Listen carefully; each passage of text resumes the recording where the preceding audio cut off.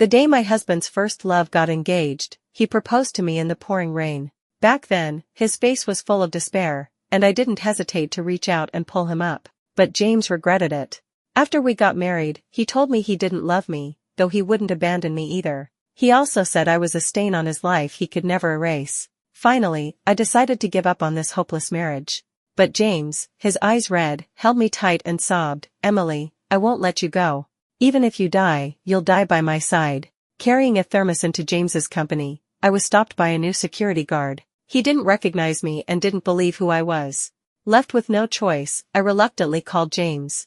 The phone rang twice before he hung up. Under the guard's suspicious stare, my face flushed as I sent a quick text. As expected, James didn't reply. Half an hour later, the guard finally got the order to let me through. "Miss Emily, you can go up now," he said, his tone formal but dripping with curiosity.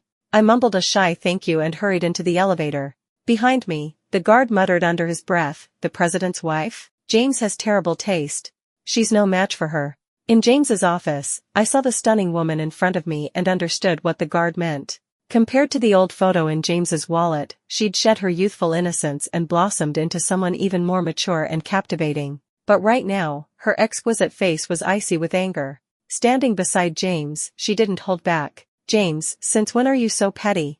Are you helping me or not?" James glanced up calmly. "Sophie, is this how you ask for favors?" His voice carried a faint, almost imperceptible indulgence. My heart clenched, and the thermos nearly slipped from my hands. The next moment, James's eyes landed on me. "Pigeon soup today?" "Yeah," I nodded weakly, handing it over. "Drink it while it's hot." Before James could take it, a slender, pale hand snatched the thermos away. I watched, stunned, as Sophie tilted her head back and drank it all. "James, the soup's delicious." "Thanks for the treat," she said, gracefully pulling a tissue from the desk. Her rose-red nails grazed his white shirt. "Anne, I don't beg anyone." With a raised brow, she turned and strutted out, never once sparing me a glance. I stood there, frozen, unable to miss the tender look in James's eyes as he watched her leave. "James, who's that woman?" I bit my lip, pretending it was casual. "An old friend," he replied flatly, returning to his work. "But, she drank the soup I made for you." "I'm not hungry," he said, not looking up. "If she drank it, she drank it." Then, as if remembering something, a faint smile tugged at his lips. My fingers curled into my palms, the burn from the hot pot stinging again. Fighting back tears, I shut my mouth and stopped asking. Truth is, I knew Sophie. Her name had been all over the news lately, her wealthy husband's sudden death, her stepchildren scheming for power. She was in deep trouble. Everyone knew Sophie as the Cinderella who married into wealth, but few realized she was also James's first love from before he made it big. I first heard her name on our wedding night. Drunk out of his mind, James pinned me down, his eyes red, growling her name over and over. "Sophie, I hate you." James was busy, so busy he didn't notice me leave. My chest felt tight, so I headed to the break room for water. That's when I overheard whispers. "Megan, that woman with the thermos, is she really James's wife? She's so plain. James is rich and handsome. How'd he end up with her?" "You don't get it," came a familiar voice. "Megan, James's secretary. This company used to belong to Emily's dad. Just days ago, after James hung up on me multiple times, Megan called back. She asked if it was urgent. When I stammered that I just wanted to know if James was coming home for dinner, she chuckled mockingly. "Miss Emily, as the president's wife, I suggest you focus on your own life. Stop calling and bothering him during important business." Her sharp words still echoed in my ears. Now, she was gossiping about me and James. "Lily, here's a little secret," Megan continued, her voice low and thrilled. "That Sophie who showed up today? She's James's ex. I heard Emily used her dad's influence to break them up and force James to marry her. These past few years, James treats her worse than I treat my dog. The president's wife? She might be replaced soon." "No, that's not true." Their mocking laughter pierced my ears. I wanted to barge in and argue, but my feet wouldn't move. Leaving James's company, the clear sky turned into a downpour.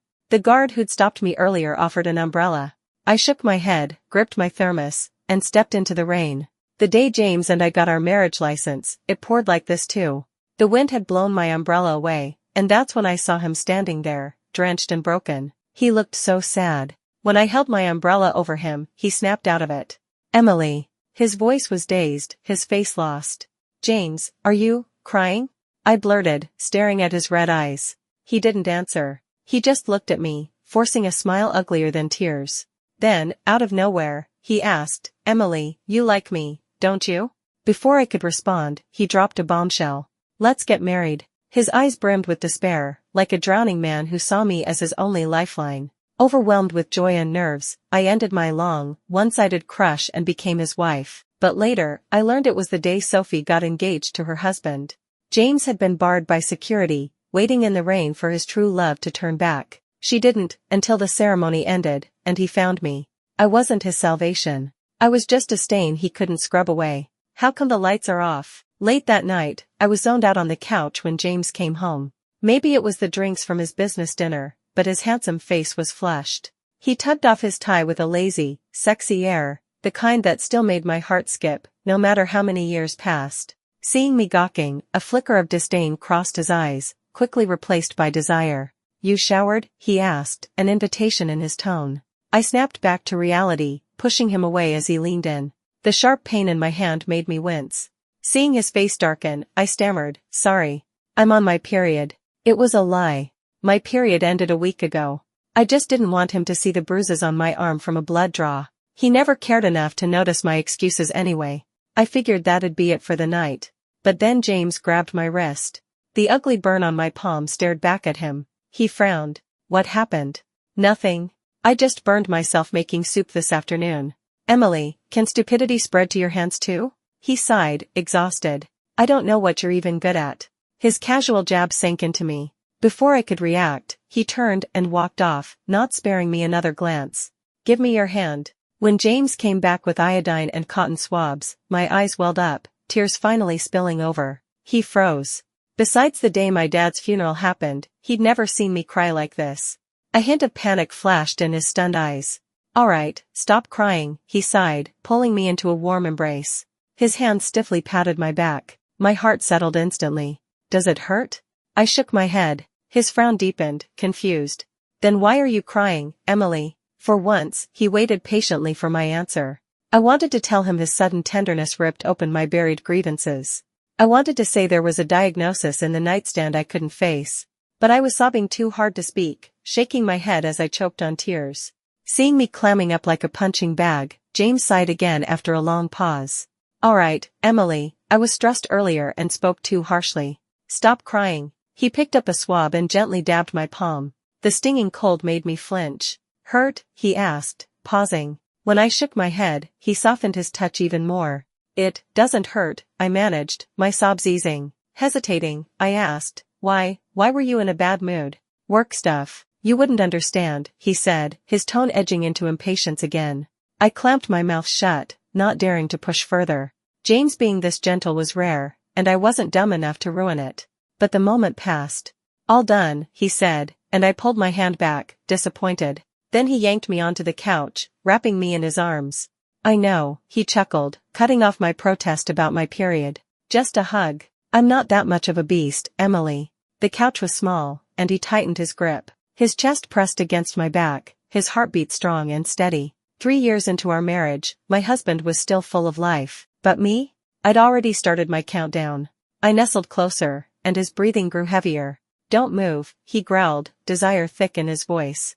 "Are you doing this on purpose, Emily?" A playful smack landed on my hip, but instead of flirting back, I blurted, "James, are you going to get back with Sophie?" The warm tension shattered. After a long silence, he said coolly, "Emily, I promised your dad I'd never divorce you." He didn't ask how I knew about him and Sophie or call out my fake ignorance from earlier.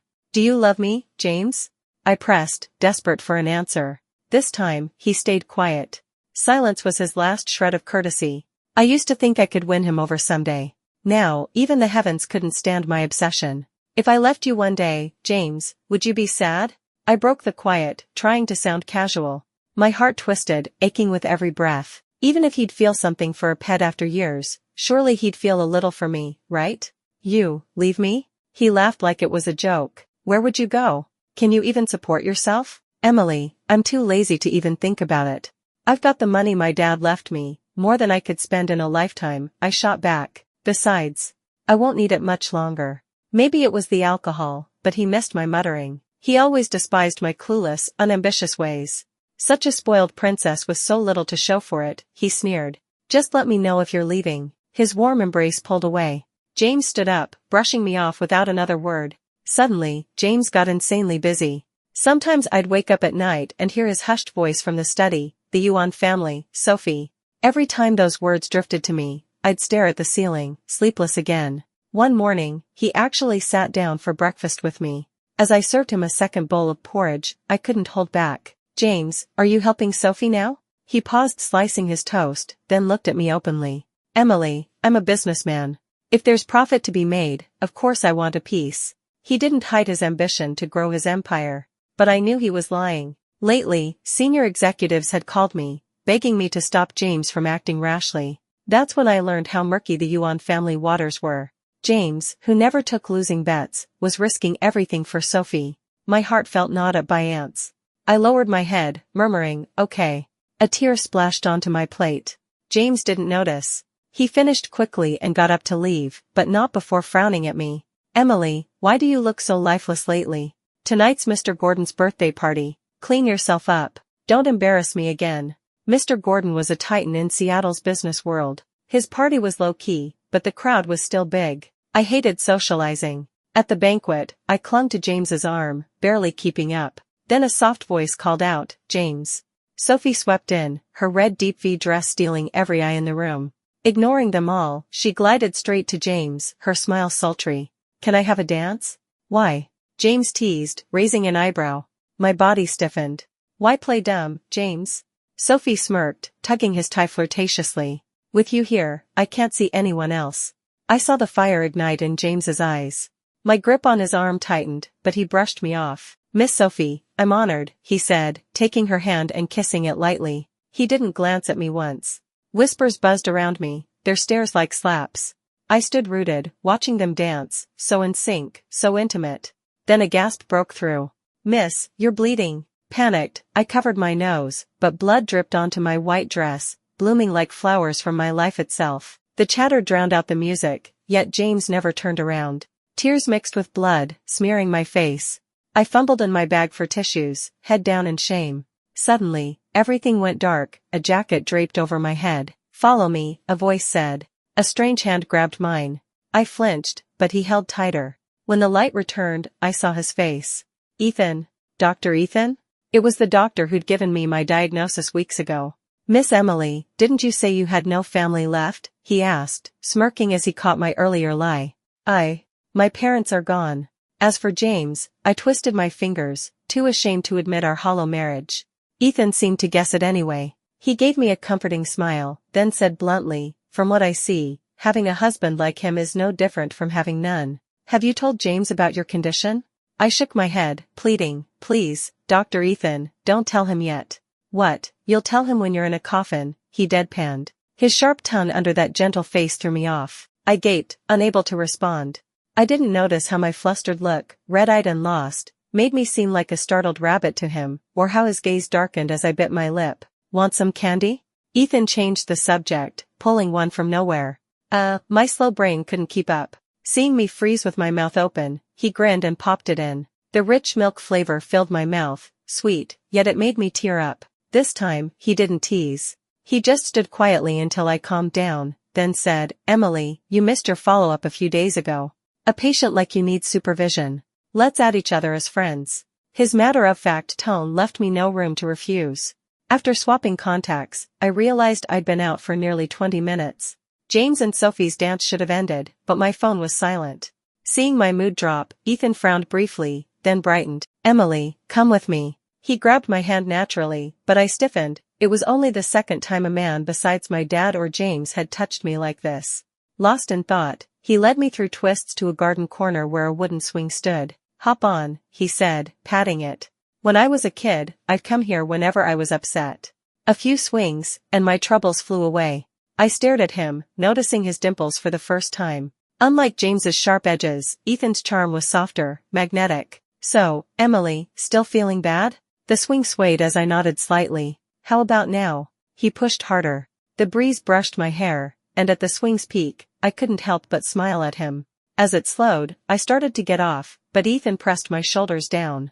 I watched, stunned, as he knelt and set my foot on his bent knee. My heel was raw, blistered from ill-fitting shoes. I thought I saw a flicker of pity in his eyes. I noticed you limping at the party. If the glass slipper doesn't fit, don't force it, you'll only hurt yourself. He patched me up with band-aids as my heart squeezed. These shoes were picked by James's people. They pinched from the start, but I'd gritted through the pain to keep up with him. He never noticed, just snapped at me to hurry. Ethan's words hit deeper than he knew. I bowed my head, eyes watering again. He sighed, about to speak, when a cold voice cut in. Emily, what are you doing? I looked up. James and Sophie stood nearby. Sophie pulled James's jacket tighter around her shoulders, pressing closer to him. They looked like they'd never been apart these 3 years. Emily, get over here, James ordered, his eyes narrowing at Ethan. I scrambled up, forgetting my foot was still on Ethan's knee. Careful, he said, catching me as I stumbled. My nose brushed his neck, his pulse racing under my touch. Flustered, I shoved him away, not seeing him tense. Barefoot, I hobbled to James. Emily, how'd you get so filthy? James scowled, his voice thick with disgust. In his eyes, I saw myself, messy hair, swollen eyes, bloodstains on my chest. I turned away, only to meet Sophie's mocking gaze. Miss Emily, nice to see you again. Whose jacket is that? She asked innocently, though James's face darkened further. I opened my mouth to explain, but Ethan's voice came from behind. Miss Sophie, why don't you tell us whose jacket you're wearing? He strolled up, holding my shoes, blocking Sophie's line of sight. Then he smirked at James. James, no matter how big your business gets, don't forget where you came from. James's face turned stormy. No one had dared remind him of his past so boldly in years. He'd climbed so high he'd nearly forgotten he was once an orphan, barely scraping by after his parents died. And 3 years ago, this company wasn't even his. Ethan, if you've got time to lecture me, maybe check your own burning backyard, James shot back, referencing the recent scandal of Mr. Gordon acknowledging 2 illegitimate sons. Ethan shrugged it off, turning to me softly. Emily, don't forget, see you next time. Under James's murderous glare, I ducked my head, too scared to reply. Sophie's smile faltered since Ethan appeared. She tucked her hair back, forcing a laugh. Ethan, you. Miss Sophie, didn't your husband just die? Ethan cut her off, smirking. How do you have the mood to celebrate my dad's birthday? He walked off without waiting for her pale-faced response. On the ride home, I mumbled explanations, stressing Ethan was just a random helper and I didn't know he was Mr. Gordon's son. James finally snapped, laughing bitterly. Emily, you think I'd misunderstand you and Ethan? I'm not an idiot, and he's not blind. I'm bidding against his family for a plot of land right now. How convenient he swoops in to save you. He warned me to stay away from Ethan, his paranoia exhausting me. For once, I wanted to argue, but I swallowed it down. Seeing me nod obediently, his tense expression finally eased. At home, I showered and scrubbed myself clean. James pinned me to the bed, his hands roaming. You've gotten thinner, he teased in my ear. Guess I haven't been feeding you enough? Since my leukemia diagnosis, I'd been dizzy, nosebleeding, and losing weight. I forced a smile, reaching for the nightstand, but he caught my wrist. Emily, how about, we have a kid? My heart sank, vision blurring. We'd had a child once, early in our marriage. I'd barely processed the pregnancy when my dad died in a crash. My world collapsed. I cried daily until I passed out. When I woke in the hospital, I overheard James's friend consoling him. Don't be too sad, man. You'll have more kids. I didn't want it anyway, James said, sounding relieved. I can't imagine what kind of kid Emily's dumb genes would produce. It's gone now, and honestly, I feel lighter. His friends awkwardly changed the subject. I lay there, frozen, biting my lip as silent tears fell. For 3 years, I'd been meticulous with protection during sex. I never dared dream of another child with him. Now he wanted one? A month ago, I'd have been ecstatic. But now, sick, my body couldn't handle it. Seeing my tears, James paused. Does it hurt? I shook my head, wrapping my arms around his neck. James, I'd want a daughter with you. Why? His breath hitched, his grip tightening. Because girls take after their dads. Emily, you've got some self-awareness, he chuckled. I held him tighter, saying nothing more. Afterward, he held me gently, a rare warmth. I almost confessed everything. If he knew I was dying, would he care, or feel relieved? What's wrong? He asked, sensing my hesitation. I bit my lip, about to speak, when his phone rang. He glanced at it. Sophie. I pulled back, giving him space. He hesitated, then got up. Rest, he said, answering the call as he left. I took a pill. My body wasn't fit for a baby now. Then I texted Ethan, Dr. Ethan, can I come for a checkup next Friday? He replied fast, like he'd been waiting. Oh, looks like you're finally listening and taking your health seriously. Blushing, I typed, yeah.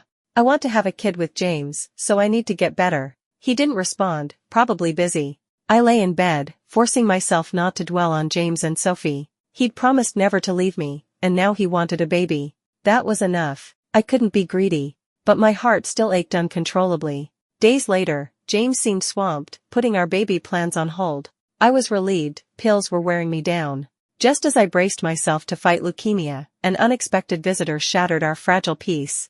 It was Tuesday night, and a storm raged outside. James was home for dinner, a rarity. Good soup, Emily, he said. I beamed, unable to hide my grin. Then came a frantic knock. Who's that? I opened the door, smile fading. Sophie stood there, soaked, reeking of booze, her cheeks flushed. Move. Where's James? She shoved me aside, spotting him and charging over. James, why'd you pull your investment? He stood, steadying her as she swayed. Sophie, you're drunk. I'll explain tomorrow. I figured the board had overruled him, something I couldn't sway. But Sophie, wasted, glared at him, then snorted. I watched, horrified, as she peeled off her clinging dress, her perfect figure bare. She draped her arms around his neck, whispering in his ear, James, fine, you win. 3 years, and I'm your prize now. His eyes darkened, hands gripping her shoulders, not pushing her away, not pulling her in. Until her red lips met his. What are you doing? I yelled, rage exploding as I yanked her off. She stumbled but ignored me, reaching for him again. Get out. I screamed, shoving her. Chaos erupted until James barked, stop it.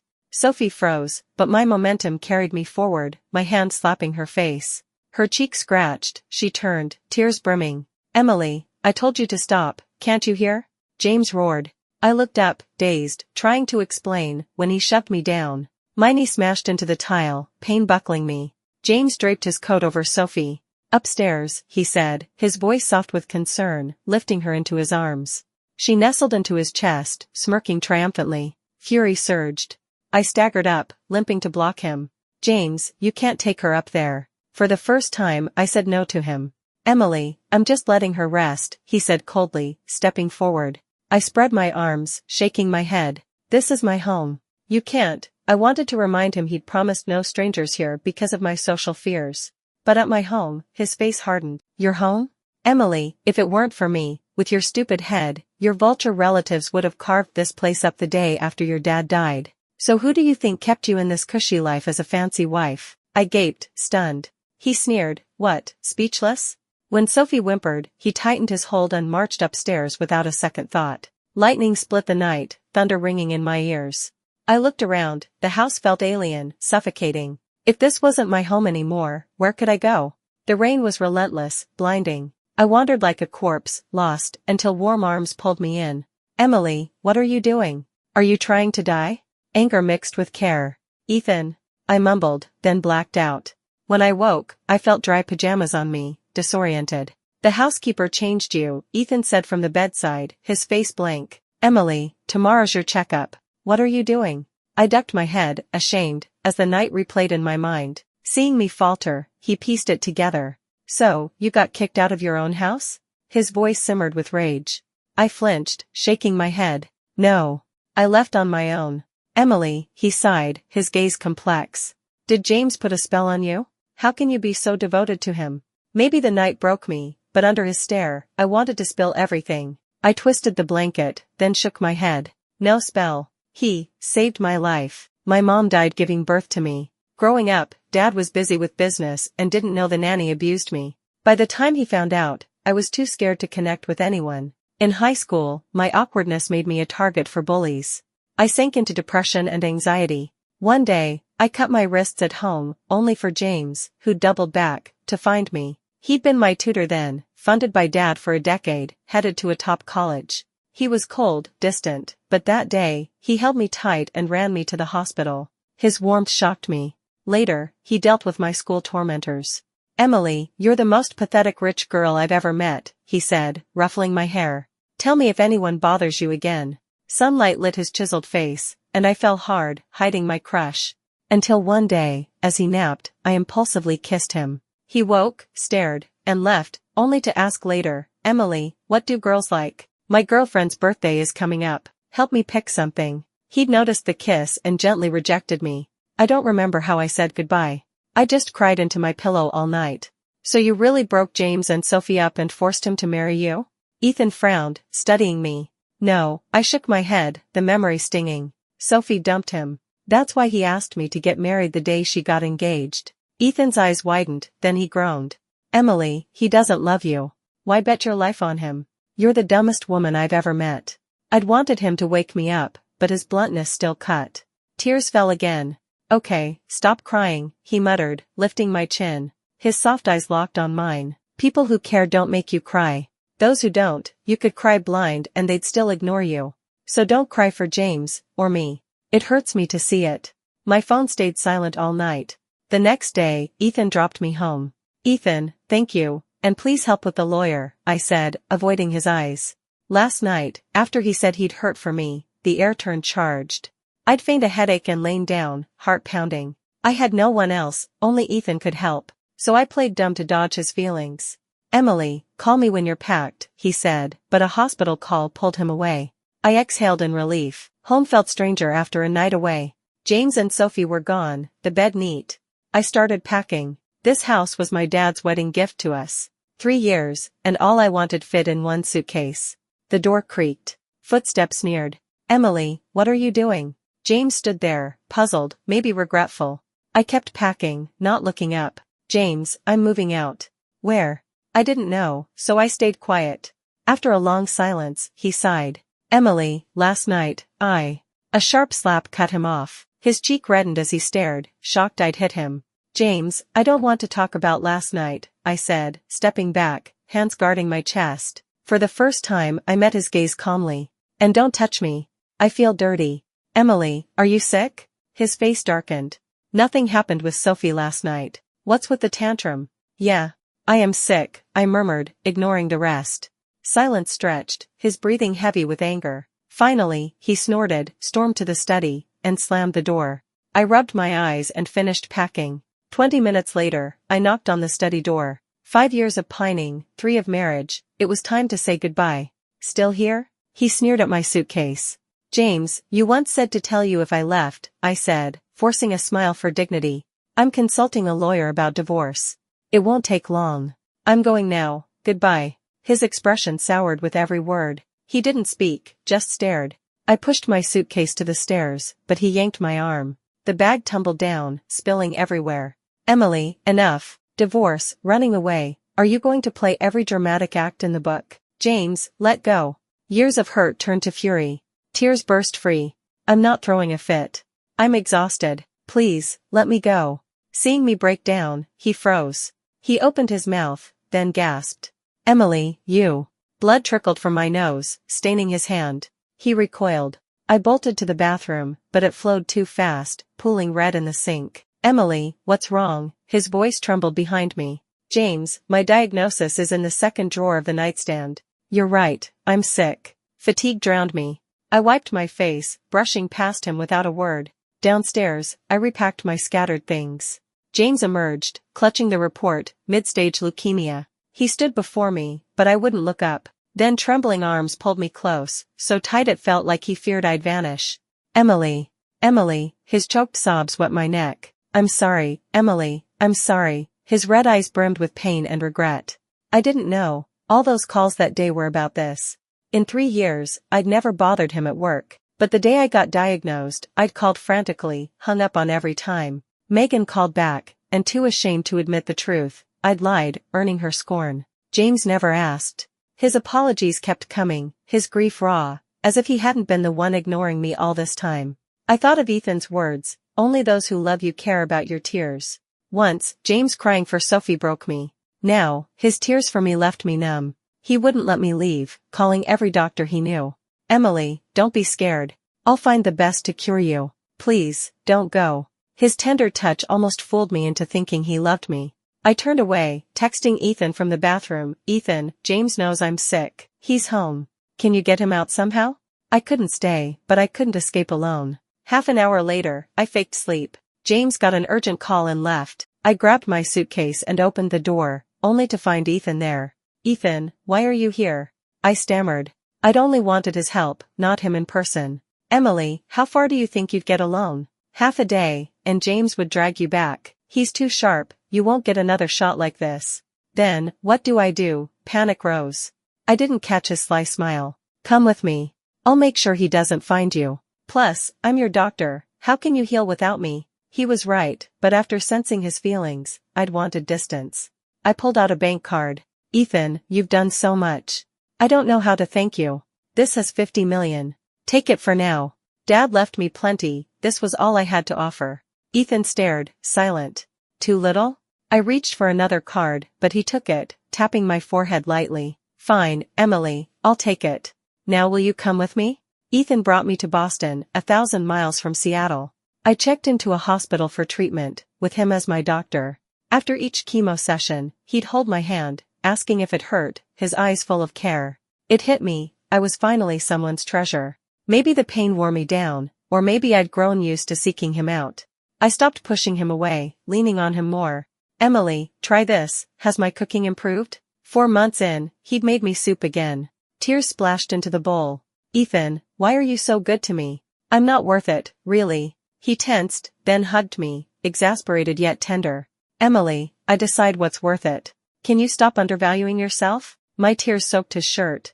I tried to pull away, but he held tighter. His heartbeat thumped against me. Unable to resist, I hugged him back. We both shivered. When I hesitated, he pressed my hands firmly to his waist. "Emily, own it, you can't take advantage and run." I didn't, I blushed, fumbling for words. He laughed at my flustered face. 6 months in Boston, luck turned. Ethan told me they'd found a matching marrow donor. Our eyes met, both tearing up. He wasn't my surgeon, doctors can't treat themselves. As surgery loomed, he seemed more nervous than me. "Emily, the dean always called me the steadiest hand in the oar," he said, hugging me from behind, resting his chin on my shoulder. I used to wonder why I couldn't feel for patients' families. Now, with you facing this, I finally get it, fear of losing someone. He'd even gotten me a good luck charm, hanging it around my neck with earnest care. I saw faint marks on his forehead from bowing for it. Holding back tears, I kissed him first. Years ago, I'd flown to Boston's White Horse Temple overnight for James, praying step by step for his safety. He'd scoffed, "Emily, only you'd believe this nonsense." That charm vanished somewhere. Now, Ethan had returned that lost care to me in his own way. Over these months, thoughts of James faded from pain to indifference. Time really was the best cure. "Ethan, can you tell James I'm here?" His smile dropped, eyes wounded. I waved the divorce papers. "Don't misunderstand, I just want closure." James hadn't fared well. After I left, he cut ties with Sophie for some reason. Furious, she seduced her stepson, striking back at him. Worse, an anonymous post online spilled our tangled story. Netizens dug up everything, #poor Emily, #James sucks, #Sophie the mistress trended for days. Mary James became a sarcastic curse. His company's stock tanked, and the board ousted him as president. But he didn't care, he'd been hunting me like a madman. People tricked him with fake leads, making him kneel for hope he couldn't risk ignoring. He took every humiliation. Seeing him again, I barely recognized him, gaunt, more like a terminal patient than me. At first sight, his eyes watered. "Emily." His hoarse voice trembled as he knelt by my bed, clutching my hand, kissing it over and over. "What are you doing?" I yanked back, but he gripped harder. "James, let go." Furious, I slapped him. He froze. I threw the divorce papers at him. "James, my surgery's tomorrow. It's a 50% chance. I don't want your name on my tombstone if I die. Please, divorce me." "No, you'll be fine." He lunged to hug me. I pushed back, but he stopped, staring at my hand. "Emily, what's this?" A tiny ring, drawn in marker, circled my finger, "Ethan's morning gift. It marks you as mine," he'd said. "Even the Reaper won't dare take you." It calmed me, our little secret, until James saw it. His face crumpled. I didn't answer, and he deflated. "Emily, I won't let you go, even in death, you're mine," he rasped, hugging me, whispering apologies and "I love you." His first "I love you" to me. Once, I'd have died for it. Now, it just tired me. "James, let me go." Blood dripped onto the papers. I met his eyes, resolute. "Even if I die now, I don't want you anymore. Give me my freedom, please." He shook his head, roaring in anguish, but signed, collapsing in sobs. I dreamed long, Dad, James, Sophie. It hurt so much I didn't want to wake, but warm arms held me. Emily, it's me. I opened my eyes to Ethan's red ones. The surgery worked, he said, trembling, a tear hitting my face. I softened, poking his dimple. What now, Emily? He kissed my hand, glancing at the ring. Blushing, I said, I want to try college. I'd never graduated high school, too scarred. Dad planned to send me abroad, but I married James instead. Then Dad died, and school slipped away. Ethan blinked, then laughed. You heartless girl. Fine, I'll wait a few more years. He kissed me. Outside, the sun shone. At 23, my life was just beginning. Ethan's extra. I first saw Emily at her wedding to James, a rich girl marrying a nobody, straight out of a book. Everyone came to gawk, me included. My parents' marriage was a business deal, lovers on the side. I'd never bought into love. But that day, Emily's eyes never left James, eyes that knew how to love. When that affection spilled over, my heart stirred. Too bad it wasn't for me. I envied James then. I thought we'd never cross paths again. 3 years later, she sat before me, and I knew her instantly. Those eyes I'd fallen for were now drowning in sorrow. She came alone, lying awkwardly. I have no family. I'd seen James at a party days before. He wasn't good to her. Pity, and something more, stirred in me. At my dad's party, when I saw him humiliate her, I couldn't hold back. I threw my jacket over her head and pulled her away. James's extra. Emily's first move after surgery was divorcing me. Ethan stayed between us, blocking any chance to beg. I knew she wouldn't turn back. Soft as she was, her resolve was iron when it set, like when she grabbed her ID for my sudden proposal. Back then, I had nothing, she had everything I craved. With her, I gained wealth, power, forcing those who'd scorned me to grovel. I basked in her sacrificial love while scorning her simplicity. I thought she'd never leave, until her love ran dry. Leaving the registry, she smiled, said goodbye, and took Ethan's arm. I'd left her staring at my back for 3 years. Now, hers faded from me. I knelt, sobbing, realizing too late I loved her, and lost her. I left with nothing. The Yuan family pounced, and a staged crash took my legs. Powerless again, I was just a cripple in a wheelchair. 4 years later, Emily graduated college, speaking as an outstanding student, bright, confident, nothing like the girl with me. Ethan gave her flowers, proposed on one knee. They kissed amid cheers. Her eyes sparkled with tears, still loving, but never for me again. I hid in the shadows, watching their joy, then wheeled away. The heavens were fair. Someone like me was doomed from the start.